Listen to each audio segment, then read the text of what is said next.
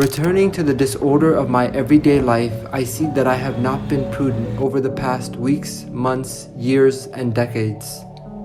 Rather, I have squandered so much of what I now see was the most priceless gift one could have been granted, which is time as a conscious, self-reflecting entity of this universe. While the physical entities that I am comprised of has existed since the dawn of physical matter and atoms, those atoms have never, until now, been assembled as an arrangement to allow for my physical embodiment. Moreover, that arrangement of atoms may then have given rise to the consciousness that I am now reflecting with. Or perhaps the arrangement of my physicality was merely a nest in which my consciousness has decided to call its temporary home. Which it is, I cannot know for sure, but I shall find out sooner than I'd like. Although from an internal perspective, I am not where I want to be, nor where I could be, nor where I should be in the progression of life. From an external perspective, I have done well. Some might say quite well, considering I've come into this world in a mud house on the outskirts of a third world country.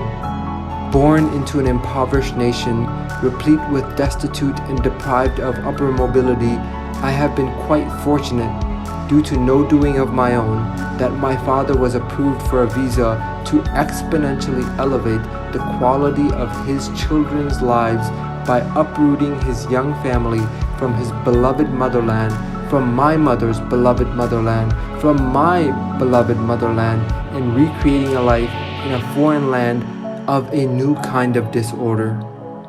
And in the land of abundant opportunity and under the umbrella of my parents' unquantifiable sacrifices, I have been privileged to gain the knowledge of books, of scholars, of science, of religion, of literature, of human nature, of rhetoric, of the metaphysics of reality, and of all that I have learned of the arts and sciences during such times of internal chaos and disorder.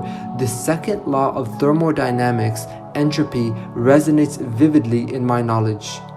Entropy is the reason why it takes tremendously more effort and energy to fix, correct, build, or create something than to destroy that very same thing.